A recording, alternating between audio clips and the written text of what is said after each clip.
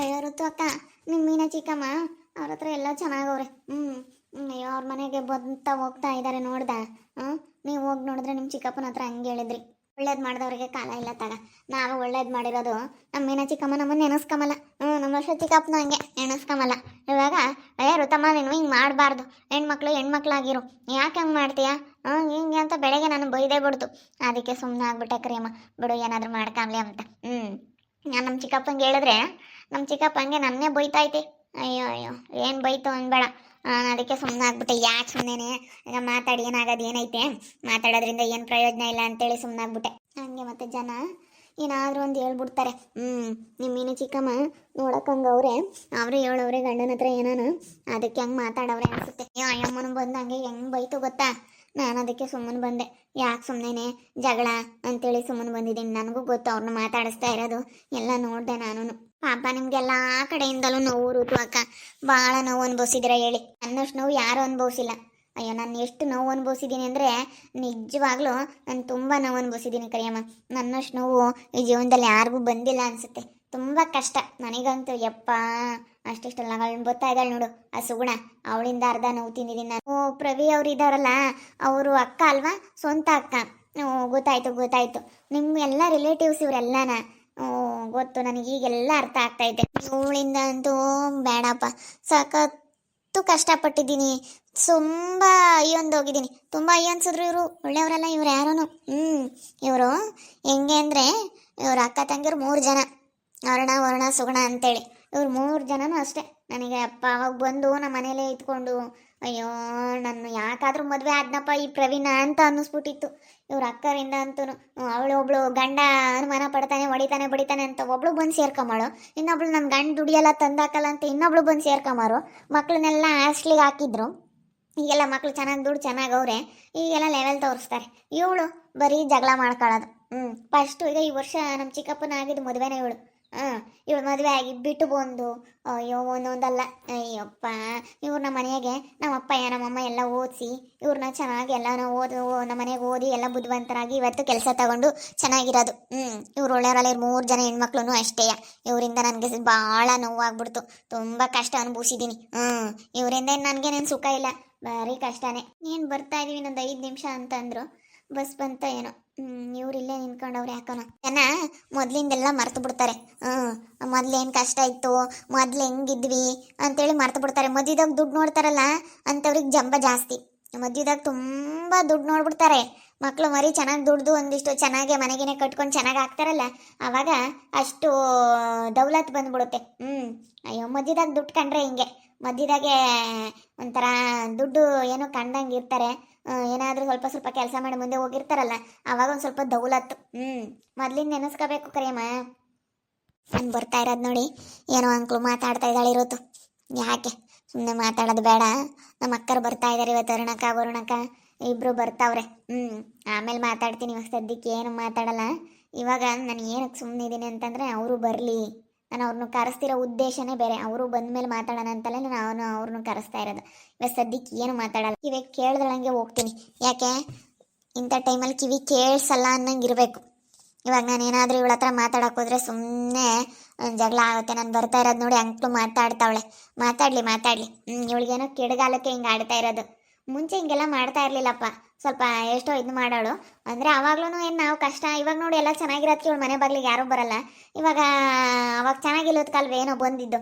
ಅವಾಗೇ ಸ್ವಲ್ಪ ಪರವಾಗಿಲ್ಲ, ಎಷ್ಟೋ ಸ್ವಲ್ಪ ಚೆನ್ನಾಗೆ ಕೂತ್ಕೊಳ್ರಿ ನಿಂತ್ಕೊಳ್ರಿ ಬರ್ರಿ ಅಂತೇಳಿ ಹೆಣ್ಮಕ್ಳನ್ನು ಸ್ವಲ್ಪ ಚೆನ್ನಾಗಿ ಮಾತಾಡ್ಸೋಳು. ಅವಾಗೆಲ್ಲ ಒಂದೊಂದು ಸರ ಮಾಡಿಸ್ಕೊಂಡು ಕೊಟ್ಟ ನನ್ನ ತಮ್ಮ. ಸ್ವಲ್ಪ ಪರವಾಗಿಲ್ಲ. ಅವಾಗಿಂದಕ್ಕೆ ಇವಾಗಿಂದ ಹೋಲಿಸ್ಕೊಂಡ್ರೆ ಅವಾಗ ಪರವಾಗಿಲ್ಲ. ಇವಾಗ ಒಂದು ಸ್ವಲ್ಪ, ಯಾಕಂದರೆ ಆಸ್ತಿ ಗಿಸ್ತಿ ಸ್ವಲ್ಪ ಚೆನ್ನಾಗಿ ಮಾಡಿದ್ರ ಗಂಡನ ಗೌರ್ಮೆಂಟ್ ಕೆಲಸ ಅಲ್ಲ, ಅದಕ್ಕೂ ಸ್ವಲ್ಪ ಇವಳಿಗೆ ಇತ್ತೀಚೆಗೆ ಜಂಬ ಅನ್ನೋದು ಸ್ಟಾರ್ಟ್ ಆಯ್ತು. ಸ್ವಲ್ಪ ಅಂಬೋದೇನು ಜಾಸ್ತಿನೇ ಸ್ಟಾರ್ಟ್ ಆಗಿಬಿಟ್ಟೈತಿ. ಎಲ್ಲ ಅವಾಗ ಬಂದು ಅಯ್ಯೋ ನನಗೆ ಎಷ್ಟು ತೊಂದರೆ ಕೊಡೋರು ಅಂದರೆ ಎಲ್ಲ ಬರೀ ಬಂದು ನನ್ನ ಕೊಳ್ಳಿಗೆ ಸುತ್ಕೊಳ್ಳೋರು. ಈಗೆಲ್ಲ ಮರ್ತವ್ರು. ಈಗೆಲ್ಲ ಮಧ್ಯದಾಗ ದುಡ್ಕೊಂಡು ಮಧ್ಯದಾಗ ಸೌಕಾರ ಆಗಿರ್ತಾರಲ್ಲ ಅಂಥವ್ರೆಲ್ಲ ಮರ್ತು ಬಿಟ್ಟವ್ರೆ. ನಡಂತದಾಗ ಸೌಕಾರಕ್ಕೆ ಬಂದರೆ ಹೆಂಗೆ ಮೊದಲ ಅಯ್ಯಮ್ಮ ಏನಕ್ಕೂ ಹೋಗ್ತಾವಳೆ ಋತು ಅಕ್ಕದಾಗೆ. ಏನಕ್ಕೂ ಆ ಕಡೆಗೆ ಹೋಗ್ತಾ ಇದ್ದಾಳಲ್ಲ ಬಸ್ ಸ್ಟಾಪ್ಗೆ. ಯಾರೋ ಬರ್ತಾರೇನೋ. ಯಾರು ಬರ್ತಾರೋ ಇವಾಗಂತೂ ಮಾತಾಡ್ಸಲ್ಲ. ನಮ್ಮ ಮಾನು ಮದುವೆ ಆದಾಗಿಂದಾಗಂತೂ ಮಾತಾಡ್ಸೋದೇ ಇಲ್ಲ. ಈಗ ಅವ್ರು 3 ಜನ, ಇವರಿಬ್ರು ಅಕ್ಕ ಇರು, ಇವಳನ್ನು ಸೇರಿಸ್ಕೊಂಡು ಇವಳಿಗೆ ಅವ್ರ ಅಕ್ಕ ಇರು. ನಮ್ಮ ಪ್ರವಿ ಅವ್ರಿಗೂ 3 ಜನ ಅಕ್ಕವರು, 3 ಜನ ಈ ಅಮ್ಮನ್ನು ಸೇರಿಸಿ. ಅವರೆಲ್ಲನೂ ಅಷ್ಟೇ. ಕರೆದ್ರೆ ಬರಲ್ಲ. ಮೊದ್ಲು ಹಂಗೆ ಬರೋರು, ಈಗ ಹಂಗೇನೆ ಮಧ್ಯದಾಗ ದುಡ್ಡು ಕೊಂಡ್ಕೊಂಡು ಒಂದು ಸ್ವಲ್ಪ ಸಾವ್ಕಾರ ಆಗ್ಬಿಟ್ಟವ್ರೆ. ಯಪ್ಪ ಯಪ್ಪ ಯಪ್ಪ ಯಪ್ಪ ನೋಡಬೇಕು. ಬರಲ್ಲಮ್ಮ, ತವ್ರ ಮನೆಗೆ ಕರೆದ್ರು ಬರಲ್ಲ. ನಾನು ಬರಲಿಲ್ಲ ಅಂದ್ರೆ ಪರವಾಗಿಲ್ಲ ಅಂತ ಸುಮ್ಮನಿದ್ದೀನಿ. ಬಿಡು ಋತು ಅಕ್ಕ, ಏನು ಬರಲಿಲ್ಲ ಅಂದ್ರೆ ನಿನಗೆ ವಾಸಿ. ಯಾಕೆ ಸುಮ್ಮನೆ ತಲೆ ಕೆಡಿಸ್ಕೊಂಬಕ್ಕೆ ಹೋಗ್ತೀಯ? ಬರಲಿಲ್ಲ ಅಂದರೆ ನೀನೇ ಸುಮ್ಮನೆ ಆರಾಮಾಗಿರೋದು ಕಲಿ. ಬಂದರೆ ಸುಮ್ಮನೆ ರಿಸ್ಕು. ಎಲ್ಲರೂ ಬರೋಂದ್ರೆ ಮಾಡಿಡು, ತಿನ್ನು, ಉಣ್ಣು, ತಾಳಿ, ಇವು ಕೆಲಸಗಳೇ ಸಾಗಲ್ಲ. ಯಾರನ್ನ ಮನೆಗೆ ಬಂದುಬಿಟ್ರಿ ಏನು ಬರೋದೇ ಬೇಡ ಅಂತ ಸುಮ್ಮನೆ ಆರಾಮಾಗಿರೋದು ನೋಡು. ನಾನು ಹಂಗೆ ಅಂದ್ಕೊಂಡಿರೋದು ತಗ. ನನ್ನ ತಮ್ಮನೂ ಹಂಗೆ ಮಾತಾಡ್ತಾನೆ, ಇವಳು ಹಂಗೆ ಮಾತಾಡ್ತಾಳೆ, ಅವನು ಹಂಗೆ. ಅವನು ಮಧ್ಯದಾಗ ದುಡ್ಡು ಕೊಂಡ್ಬಿಟ್ಟು ಸಾವ್ಕಾರ ಆಗವ್ರೆ ನಮ್ಮ ಅಕ್ಕರು ಅಂತ ಊರಾಗ ಎಲ್ಲರ ಹತ್ರನೂ ಅವನು ಹೇಳ್ಕಂತಾನೆ. ಅವನು ಮಾತಾಡವನೆ, ಎಷ್ಟೋ ಸರಿ ನನ್ನ ಹತ್ರನೂ ಅಂದವನೆ. ಅದಕ್ಕೆ ಇದಕ್ಕೊಂದು ಫುಲ್ ಸ್ಟಾಪ್ ಇಡಲೇಬೇಕು. ಇವತ್ತು ಫುಲ್ ಸ್ಟಾಪ್ ಇಡೋದಕ್ಕಾಗಿಯೇ ನಮ್ಮ ವರುಣಕ್ಕ ಬರ್ತಾ ಇದ್ದಾರೆ. ಅವರಿಬ್ರು ಬಂದ ಮೇಲೆ ನಾವೆಲ್ಲರೂ ಕೂತ್ಕೊಂಡು ಮಾತಾಡಿ ಏನು ಮಾತಾಡಬೇಕು, ಏನು ಹೇಳಬೇಕು ಅಂತೇಳಿ ನಾವೆಲ್ಲರೂ ಡಿಸೈಡ್ ಮಾಡಿಕೊಂಡು ಮಾತಾಡ್ತೀವಿ. ಇವತ್ತು ಸದ್ಯಕ್ಕೆ ಅವಳು ಏನಂದ್ರು ನಾನು ಮಾತಾಡಕ್ಕೆ ಹೋಗಲ್ಲ. ಬರ್ತಾ ಇರೋದು ನೋಡಿ ಅಂಕಲ್ ಮಾತಾಡ್ತಾವಳೆ. ಮಾತಾಡ್ಲಿ ಅಂತ ಸುಮ್ಮನೆ ಇದ್ದೀನಿ. ಯಾಕೆ ಅಂತ ಸುಮ್ಮನೆ ಇದ್ದೀನಿ. ಯಾಕೋ ಯಾರೋ ಬರ್ತಾರೆ, ಅದಕ್ಕೆ ಹಿಂಗೆ ಹೋಗ್ತಾ ಇರೋದು. ಅದು ಯಾರು ಬರ್ತಾ ಇದಾರೋ ಏನೋ ಗೊತ್ತಿಲ್ಲ. ಪಾಪ ಎಷ್ಟು ನೋವಾಕ ನಿನಗೆ. ಎಲ್ಲರೂ ಒಳ್ಳೆಯವರು ಅಂತ ನೀನು ನಂಬಿಕೆ ಎಲ್ಲರಿಗೂ ಒಳ್ಳೇದು ಮಾಡ್ತೀಯ. ಆದರೆ ಪಾಪ ನಿನಗೆ ಹಿಂಗಾಗುತ್ತೆ. ಪಾಪ ಎಷ್ಟು ಒಳ್ಳೇದು ಮಾಡ್ತೀವಿ ಗೊತ್ತೇ ಯಾರಿಗಾಗಲಿ. ನಿಜ, 3 ಜನಕ್ಕೂ ನಾವು ಮಾಂಗಲ್ಯ ಸರ ಮಾಡಿಸ್ಕೊಟ್ಟಿದ್ದೀವಿ. ಯಾರು ಮಾಡಿಸ್ಕೊಡ್ತಾರೆ ಇವಾಗಿನ ಕಾಲದಲ್ಲಿ? ಮಾಡಿಸ್ಕೊಂಡು ಕೊಡ್ತೀವಿ ಅಂತಂದ್ರೂ ಇಲ್ಲ ನಮ್ಗೆ ಆಗಲ್ಲ, ಹಂಗೆ ಹಿಂಗೆ ಸಾಲ ಮಾಡ್ಕೊಂಡಿದ್ದೀವಿ, ಆಗಲ್ಲ ಅಂತೇಳಿ ಹೆಂಗೋ ಏನೋ ಒಂದು ಹೇಳಿ ಮಾಡಿಸ್ಕೊಡಲ್ಲ ಅಂತ ಹೆಂಗೋ ಹೇಳ್ಬಿಡೋರು. ಆದರೆ ನಾನು ಸರ ಮಾಡಿಸ್ಕೊಂಡು ಕೊಟ್ಟಿದ್ದೀನಿ 3 ಜನಕ್ಕೂ ಇರಲಿ ಅಂತ.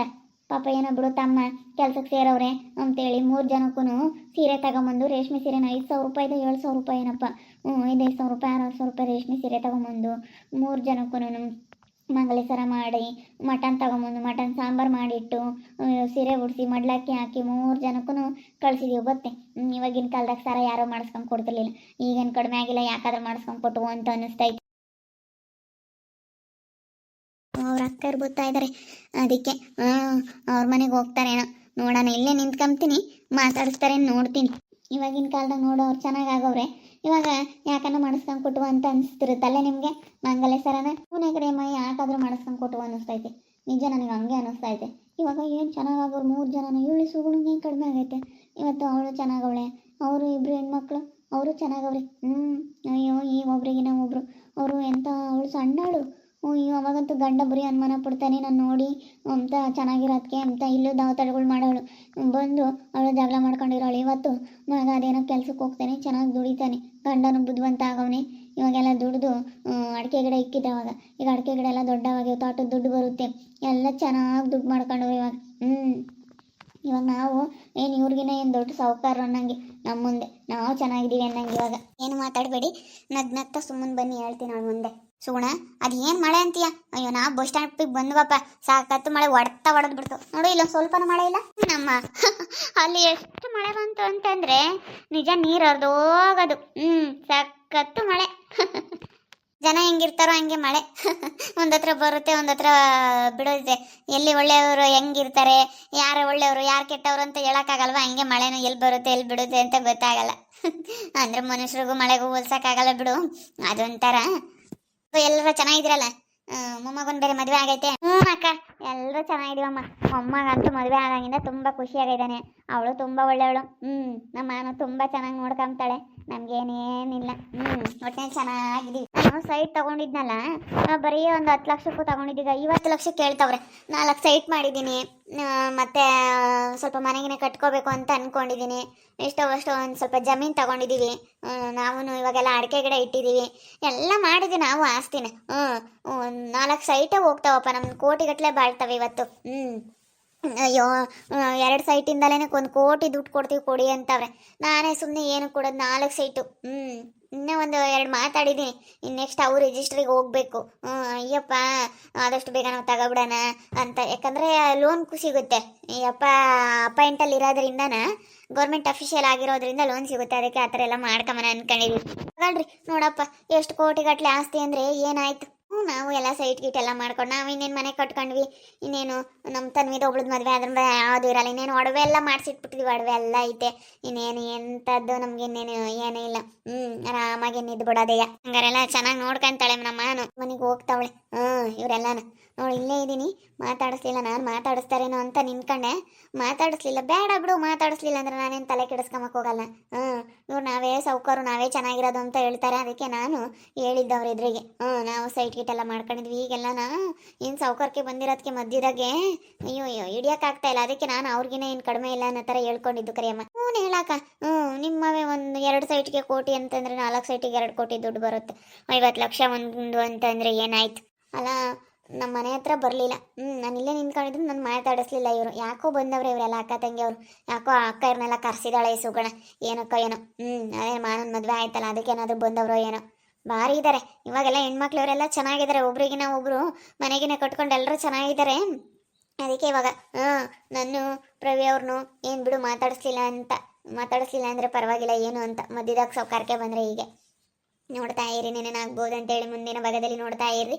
ಹಾಗೆ ವಿಡಿಯೋ ಬಗ್ಗೆ ನಿಮ್ಮ ಒಬ್ಬರನ್ನ ಕಮೆಂಟ್ ಮಾಡಿ. ಹಾಗೆ ವಿಡಿಯೋ ಇಷ್ಟ ಆಗಿದ್ರೆ ಲೈಕ್ ಮಾಡಿ, ಶೇರ್ ಮಾಡಿ. ಇನ್ನೂ ಯಾರ್ಯಾರು ನಮ್ಮ ಚಾನಲ್ ಸಬ್ಸ್ಕ್ರೈಬ್ ಮಾಡ್ಕೊಂಡಿಲ್ಲ ತಪ್ಪದೆ ಈ ಕೂಡಲೇ ಸಬ್ಸ್ಕ್ರೈಬ್ ಮಾಡ್ಕೊಳ್ಳಿ. ಹಾಗೆ ನಿಮ್ಮ ಫ್ಯಾಮಿಲಿ ಮೆಂಬರ್ ಜೊತೆ ಆದಷ್ಟು ವಿಡಿಯೋನ ಶೇರ್ ಮಾಡಿ ಅಂತ ಹೇಳ್ತಾ ಈ ವಿಡಿಯೋನ ಇಲ್ಲಿಗೆ ಎಂಡ್ ಮಾಡ್ತಾ ಇದ್ದೀನಿ. ಮುಂದಿನ ವಿಡಿಯೋದಲ್ಲಿ ಸಿಗ್ತೀನಿ. ಎಲ್ರಿಗೂ thank you, tata, bye bye, see you.